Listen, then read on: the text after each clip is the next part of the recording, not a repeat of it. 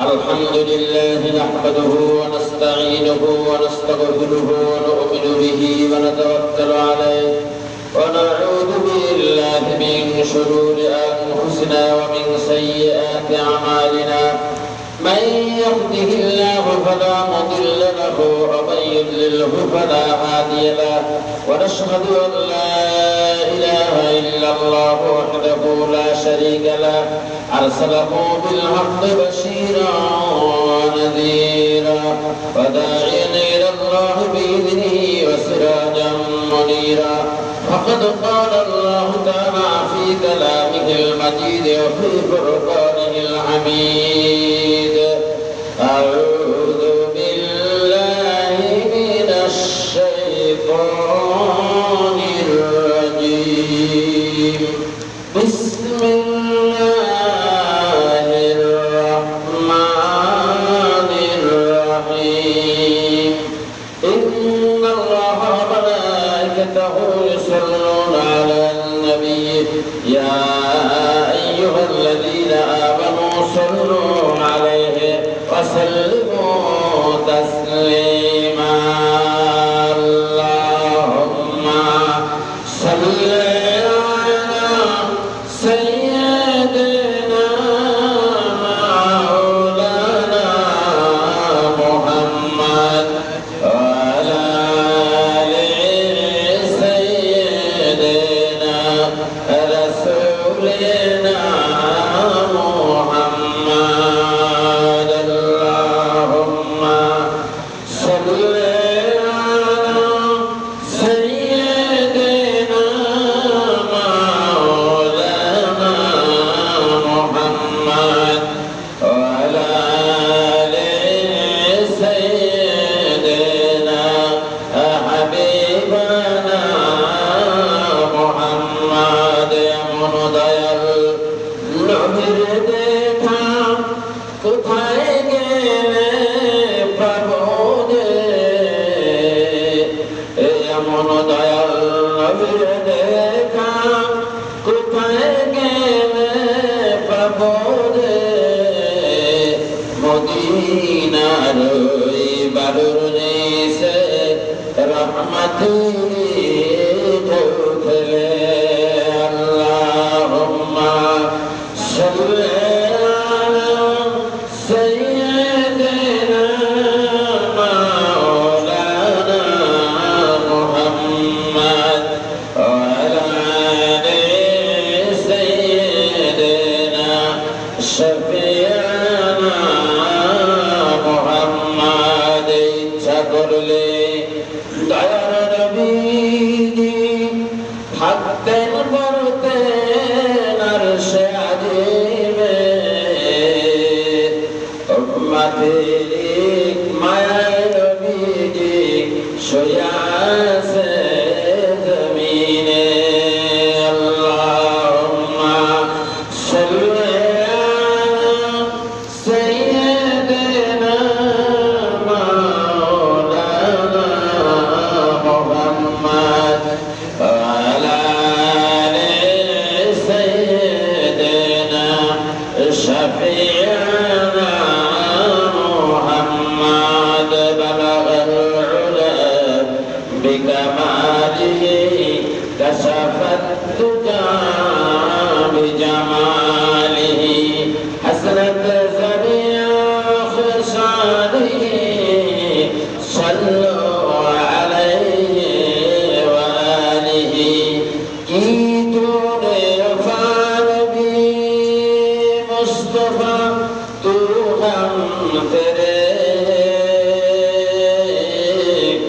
जहाज की है लौह कलम तो हम तेरे बलगल उला बिकमालिही कशफत दुजा बिजमालिही हसनत जमिया फिसालिही सल्लु अलैहि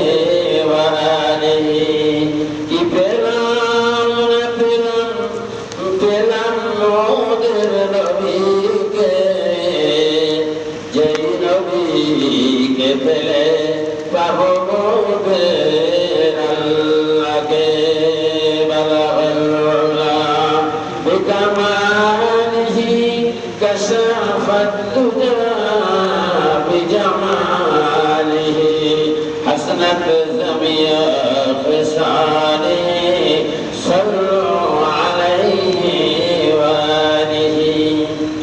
अल्हम्दुलिल्लाह, अल्लाह जल्ल शानुहुर दरबारे लाखों कोटी शुक्रिया যে মহান রব্বুল আলামিন আজকে এই পবিত্র দিবসে আল মসজিদ বাইতুল্লাহ আল্লাহর ঘর মাসাজিদ সেখানে আমরা আল্লাহর হুকুম আদায়ের উদ্দেশ্যে আমরা সমবেত হচ্ছি।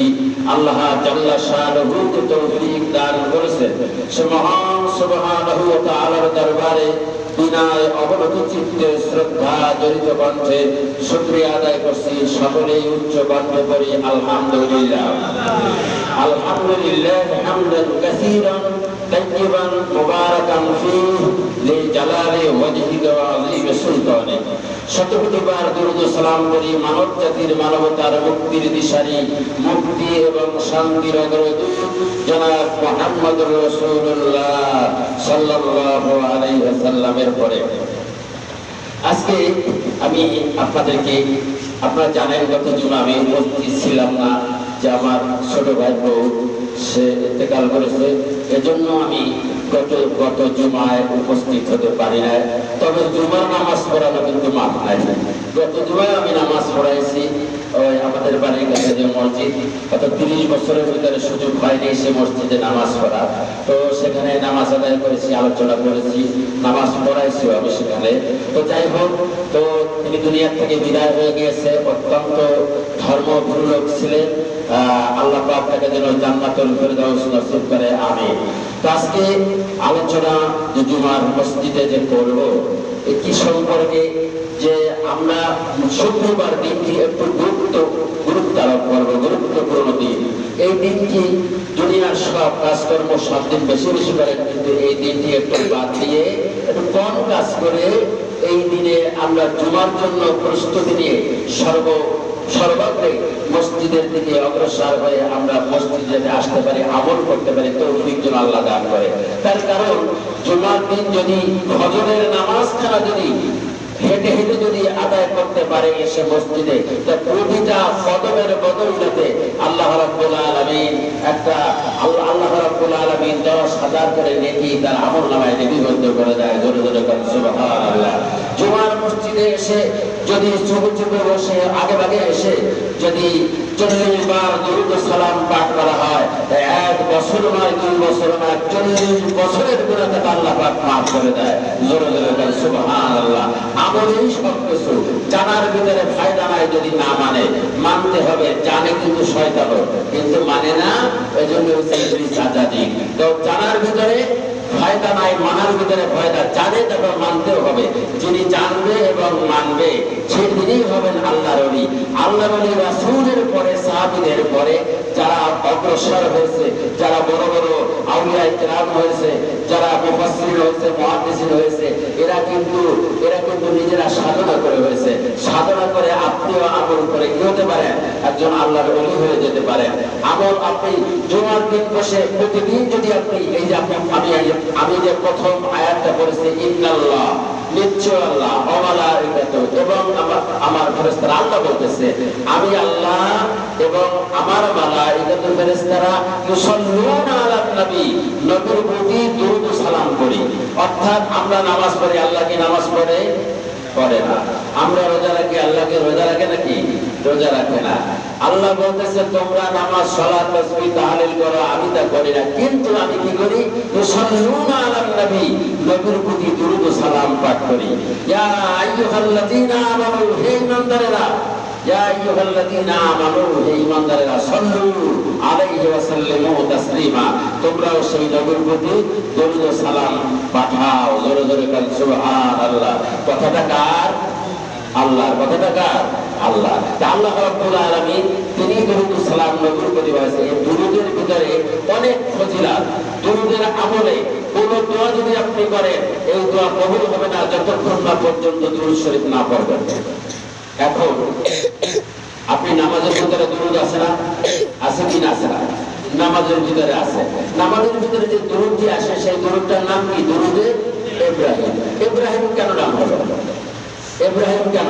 এখানে আল্লাহুম্মা সাল্লি আলা মুহাম্মদ, মুহাম্মদ সাল্লাল্লাহু আলাইহি ওয়া সাল্লাম ওয়া আলা আলি মুহাম্মদ, দুইবার আছে, কামা সাল্লাইতা আলা ইব্রাহিম ওয়া আলা আলি ইব্রাহিম ইন্নাকা হামিদুম মাজিদ। তো মুহাম্মদ সাল্লাল্লাহু আলাইহি ওয়াসাল্লামের নাম দুইবার আর ইব্রাহিম আলাইহিস সালামের নাম কয়বার? দুইবার। কারণ আমরা ওটাকে দুরূদ ইব্রাহিম বলে দিচ্ছি, কিন্তু আমরা মেনে নিচ্ছি। কিন্তু দুরূদ ইব্রাহিম এই জন্য বলা হয়েছে, দেখেন আপনার আমার নবী, এই যে আপনি আমি জীবনে যা আমল করি, যা কিছু আমল করি, এর ৮০% সুন্নাত হয়েছে ইব্রাহিম আলাইহিস সালামের। জোরে জোরে বলেন সুবহানাল্লাহ। আপনি যে আমল করেন এর ৮০% সুন্নাত, একটা বডির ভিতরে এর ৮০% সুন্নাত হলো ইব্রাহিম আলাইহিস সালামের, আর ২০% মুহাম্মদুর রাসূলুল্লাহ সাল্লাল্লাহু আলাইহি সাল্লামের সুন্নাত। এখন এখানে যে জবুর, তৌরাত, ইনজিল এর ভিতরে যত কিতাবের ভিতরে ভালো ভালো যে অংশ, ইব্রাহিম আলাইহিস সালামের জীবনের যে সুন্নাতগুলি, দাউদ আলাইহিস সালামের যে জীবনের সুন্নাতগুলি, আদম আলাইহিস সালামের যে সুন্নাতগুলি, এই সব সুন্নাতগুলি সব আমার নবী মুহাম্মদুর রাসূলুল্লাহ সাল্লাল্লাহু আলাইহি ওয়াসাল্লাম আমল করে 100% করেছেন। যেমন মাথা চুল খাটো করা, এটা কিন্তু ইব্রাহিম আলাইহিস সালামের সুন্নাত। মোস খাটো করা, এটা কিন্তু ইব্রাহিম আলাইহিস সালামের সুন্নাত। তারপরে নাভি থেকে পায়ের ডাকডগিরার উপরে নিসব, অর্থাৎ হাঁটু এবং ডাকডগিরা এর মাঝখান পর্যন্ত সতর, এটা কিন্তু ইব্রাহিম আলাইহিস সালামের সুন্নাত। তারপরে খতনা করা, এটা ইব্রাহিম আলাইহিস সালামের সুন্নাত। এরকম ৮০% সুন্নাত ইব্রাহিম আলাইহিস সালাম। কিন্তু মুহাম্মদ সাল্লাল্লাহু আলাইহি ওয়াসাল্লামের সুন্নাত হলো মাথায় টুপি রাখা, মাথায় টুপি রাখা মুহাম্মদ সাল্লাল্লাহু আলাইহি ওয়াসাল্লামের সুন্নাত। দাড়ি লম্বা করা মুহাম্মদ সাল্লাল্লাহু আলাইহি ওয়াসাল্লামের সুন্নাত। পাঞ্জাবি বড় করা মুহাম্মদ সাল্লাল্লাহু আলাইহি ওয়াসাল্লামের সুন্নাত। এগুলি কি আল্লাহর নবী করেছেন? ইব্রাহিম আলাইহিস সালামের তাও করেছে। আর আমরা যে কুরবানি দিই, ওয়াজিবটা কার কুরবানি? ইব্রাহিম আলাইহিস সালামের ওয়াজিব। আমরা যে আরাফাতের ময়দানে যে মুজদালিফায় থাকি এবং মিনায় যে পাথর মারি, এই সুন্নাতগুলি, এই ওয়াজিবগুলি কার? ইব্রাহিম। এগুলো সব ছিলেন ইব্রাহিম আলাইহিস সালামের সুন্নাত। আর যে আমরা যে আরাফাতের ময়দানে থাকি, এই থাকাটা একটা ফরজ আল্লাহ রাব্বুল আলামিন করে দিয়েছেন। এটা কিন্তু আদম আলাইহিস সালাম আরাফাতের ময়দানে জাবালে রহমাতের পদদেশে বসে আল্লাহর কাছে ফরিয়াদ করেছিলেন। ওইটা আল্লাহ রাব্বুল আলামিনের কাছে পছন্দ হয়েছে, এজন্য ওটা সেখানে আমরা করি। আল্লাহ রাব্বুল আলামিন সেটা ফরজ করে দিয়েছে। তো আসি এবার আমরা যে দুরূদ সালাম পড়া যে সুন্নাত, এই সুন্নাত দুরূদ শরীফ পড়ার যে মর্তবা, যে তাজিম বা দুরূদের যে ফজিলত, এই সম্পর্কে কিতাব প্রমাণ করে যে আপনি কোনো দোয়া করলে এই দোয়া কবুল হয় না যতক্ষণ না পর্যন্ত দুরূদ শরীফ না পড়ে। আচ্ছা বলেন, সালাম ফিরাবার আগে আমরা নামাজে কি দুরূদ পড়ি না? কিসের জন্য? যে নামাজকে কবুল করে দেওয়ার জন্য, ঠিক কিনা? এজন্য দুরূদ শরীফ যত বেশি পড়বেন এই জুমার দিন, এই জুমার দিন দুরূদ শরীফ পড়লে অনেক অনেক নেকি। একটা হাদিসে পেয়েছি যে আল্লাহর রাসূলের কাছে একদিন জিবরাইল আসলো, মিকাইল আসলো, ইসরাফিল আসলো, আজরাইল আসলো। এসে আরজ করলেন, ইয়া রাসূলুল্লাহ, ইয়া রাসূলুল্লাহ, ইয়া হাবিবাল্লাহ, আপনার শরণে যেই ব্যক্তি দৈনিক 10 বার দুরূদ শরীফ পড়বে, দৈনিক কয়বার? 10 বার দুরূদ সালাম পাঠ করবে, আমি জিবরাইল কিয়ামতের ময়দানে তার জন্য সিজদায় পড়ে থাকবো যতক্ষণ না পর্যন্ত দুরূদ পাঠকারীর গুনাহ খাতা মাফ না হবে, ততক্ষণ না পর্যন্ত আমি সিজদা থেকে মাথা তুলবো না। জোরে জোরে বলেন সুবহানাল্লাহ। হযরত মিকাঈল আলাইহিস সালাম বললেন যে ইয়া রাসূলুল্লাহ, আপনার প্রতি যেই ব্যক্তি দুরূদ সালাম পাঠ করবে আমি নিজে হাত ধরে তার পৌঁছার পার করে দেব। জোরে জোরে বলেন সুবহানাল্লাহ। আর চতুর্থ ফেরেশতা বললেন যে আজরাইল আলাইহিস সালাম বললেন যে ইয়া রাসূলুল্লাহ, আপনার পরে যে ব্যক্তি দৈনিক 10 বার দুরূদ সালাম পাঠ করবে আমি তার জান কবজ করব। এমনি ভাবে যেরকম ভাবে নবী আলাইহিস সালামদের জান কবজ করেছি, তেমনি ভাবে দুরূদ পাঠকারীর জান আমি কবজ করব। জোরে জোরে বলেন সুবহানাল্লাহ। বাকি থাকলো কিছু দুরূদ সালামে আল্লাহর রাসূল বলেন যে যেই ব্যক্তি একবার দুরূদ সালাম পাঠ করবে, জুমার দিনে বা অন্য দিনে হোক না কেন, দুরূদ সালাম যদি একবার পাঠ করে তার আমলনামা থেকে 10টি বদি কেটে দেওয়া হবে, 10টি গুনাহ মাফ করে দেওয়া হবে এবং তদস্থানে 10টি নেকি লিপিবদ্ধ করে দেওয়া হবে। জোরে জোরে বলেন সুবহান। আমি যে বললাম আর আপনার শুনলেন কান পেতে কিন্তু মানলেন না, তাহলে কি পাবেন? পাবেন? পাবেন না। কিন্তু এই জন্য শোনার শুনতে হবে, জানতে হবে। না জানলে আপনি মানবেন কিভাবে? কিন্তু না জানলে যদি মানেন, যদি জানেন মানেন না, তাই এটা কিন্তু শয়তানি রাস্তা। শয়তান জানে সব কিন্তু মানে নাই। আল্লাহ বলছে সিজদা করো, ও বলছে না করবো না, আমি ওর চাইতে ভালো। তাকাব্বুরি করেছে, আল্লাহ বলছে তোমাকে আজাদিল বানাই দিলাম, দূর হয়ে যাও আমার সঙ্গে।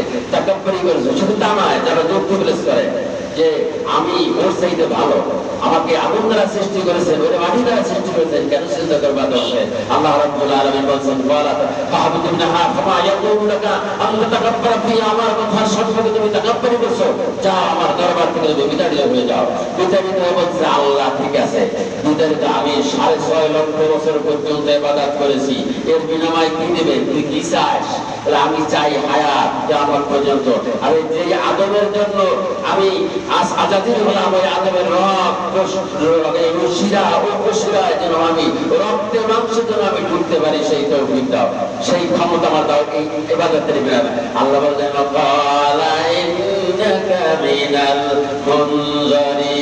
আমি তোর কথা মঞ্জুর করে নিলাম। শয়তান বলছে আমিও দেখবো কিরকম আদম সন্তান যায় জান্নাতে। এর জন্য আমরা অন্যায় অপরাধ করি। কি প্রথমেই ধোঁকা দিয়েছেন আদম আলাইহিস সালামকে, হাওয়া আলাইহিস সালামকে ধোঁকা দিয়েছেন, তাতে ধোঁকায় সাকসেসফুল হয়েছে। কিন্তু আমাদেরকে তো উপসিরায় করতে পারবে, আমাদেরকে তো টাকা দিবেনি। দেখেন নামাজ পড়তে দাঁড়াবেন, নামাজ পড়তে দাঁড়ালে শয়তানের সব মনে করে দেয়, সব দুনিয়ার যা মনে ছিল না তাও কিন্তু মনে আসে। অনেক লোকেরা বলছে যে হুজুর এমনি মনে আসে না, কিন্তু নামাজে দাঁড়াইলে সব কথা দুনিয়ার মনে আসে। এই খুঁজু খুঁজু সে নামাজ কিভাবে পড়বো? আচ্ছা, মনে যখন আসে সাথে সাথে মনকে ফিরাইয়া সূরা কিরাতের দিকে যখন মনোনিবেশন করবে, তখন কি হবে? তখন আপনি আপনার নামাজটাকে সঠিক হয়ে যাবে। এজন্য শয়তান যত ঢুকাতেছে আল্লাহ সঙ্গে চ্যালেঞ্জ করছে। চ্যালেঞ্জ করছে, আল্লাহ বলছে কি জানো? আল্লাহ বলতেছে যে আল্লাহ বলতেছে তুই কি করবি? তাহলে আমি আপনার বান্দাকে ধোঁকা দিয়ে দিয়া জাহান্নামে দেব। আল্লাহ রাব্বুল আলামিন ডাকে দিয়ে বলে শয়তান তুই ধোঁকা দিবি সারাদিন, আর সন্ধ্যা করে আসবে, সন্ধ্যার পরে যদি আমার দরবারে হাত তুলে যদি বলে রব্বানা যালামনা আনফুসানা ওয়া ইল্লাম তাগফির লানা ওয়া তারহামনা লানাকুনান্না মিনাল খাসিরিন, সঙ্গে সঙ্গে আমি আমার বান্দাকে আমি মাফ করে দেব। জোরে জোরে বলেন সুবহানাল্লাহ।